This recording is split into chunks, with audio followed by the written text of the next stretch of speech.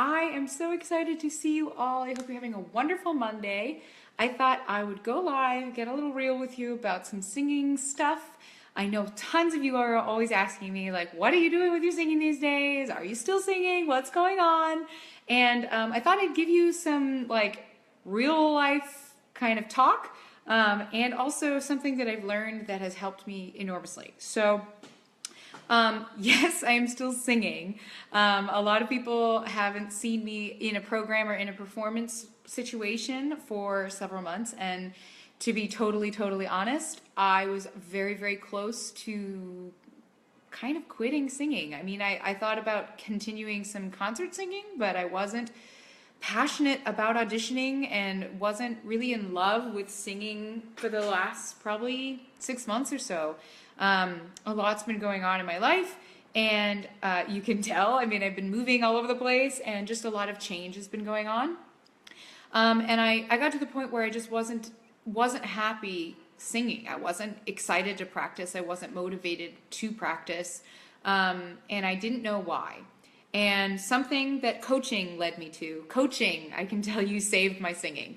I have been doing a lot of reading and a lot of soul searching over the last year and a half of being a coach, and that's just kind of something that I have found a lot of happiness in doing. And one of the things that I read was about how there are two reasons that any person makes a decision. It's just an intuitive thing. When we make a decision, it is either to seek pleasure or to avoid pain. They're both kind of the same thing, but emotionally, they translate into very different things. So if you think about it, if we're seeking pleasure, that's the selves in us that, you know, go for the junk food and love like chocolate and wine and all of these like luscious foods that make us feel good when we have them. It's a pleasure-seeking choice. Same thing with a sex life. Same thing with doing things that just make you feel good. Going on roller coasters, choosing things that make you exhilarated to do them, and you have an immediate reaction. Other things that you choose to do or not do so that you avoid pain can kind of be a little more insidious. For me, it took a long time for me to realize this, but not practicing rather, was the reason I was doing it subconsciously was to avoid pain. It was less painful to not practice, because if I kept practicing, I was going closer to failure. I was so fearful of failure. There was so much baggage that comes with singing that are intermixed with our innermost thoughts of ourselves, with any sort of, outside criticism that might have just rooted itself in ourselves. If we just don't sing, maybe we won't be criticized. And that was kind of what was going on in me for a really long time, for the last 6 months or more. That, maybe if I just don't sing, nobody will have anything mean to say about it. And the reason that was happening was because it wasn't a pleasure-seeking activity anymore. So if I was just doing something to avoid pain, I stopped practicing. And what it took for me to do is really look deep inside me and find ways for me to make singing a pleasure again, and to be excited to sing every day, and to find little things to work on every day that made me excited to work on them.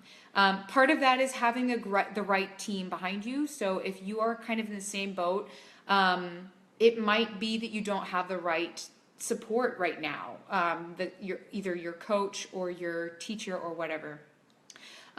It might also be that you haven't really addressed the underlying dread that might be going on with your singing. Like I had a lot of baggage that I was just not really acknowledging, and I was just kind of never really committing to a practicing schedule because of that underlying fear. I mean, it was just fear. And as humans, we just kind of get rid of things that scare us. And the way to kind of get through that is having a great teacher, having someone who inspires you and who is your biggest supporter, and then getting through the emotional stuff of getting past the recognition of this is something that can cause me pain, but will also give me a lot of pleasure. And once you get past the point of recognizing this is an activity that isn't going to cause me any pain. Then it's moving that next step to saying, this actually is fun and I really enjoy doing this. So I just wanted to let you know, number one, I haven't quit. I am absolutely 1000% happier with my singing life than I have been in over a year. I am in love with my voice teacher, and she's just wonderful and totally changing my world. And the reason for that is the team factor, that she's really my teammate in helping me be successful, but also the internal work that's going into, I want to do this because I love doing it. And if I'm not in love with doing it, why am I doing it?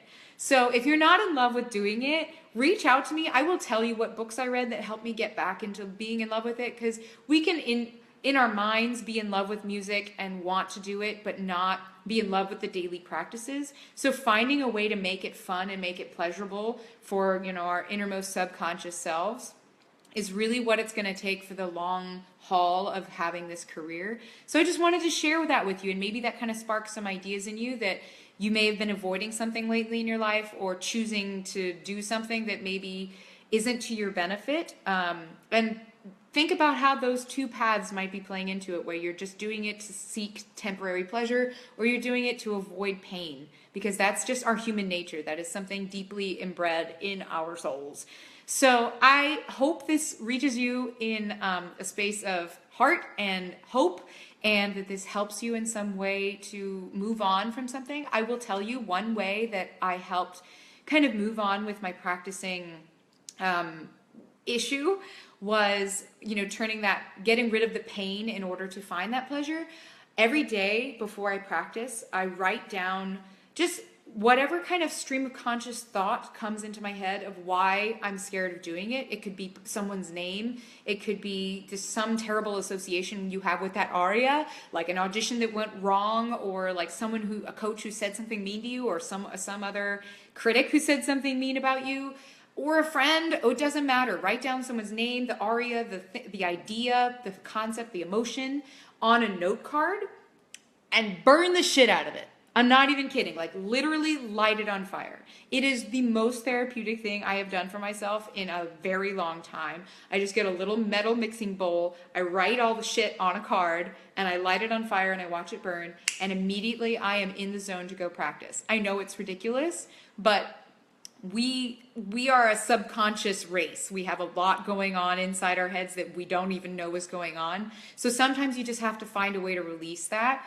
And this is one strategy. So I hope that helps you. And I hope you will reach out to me if you want those book suggestions for how I'm kind of coming through that hurdle of practicing and finding that passion and love to continue practicing every day towards a dream. So I hope that helps, and I hope you're having a wonderful day, and I will see you guys soon. All right. Bye, guys.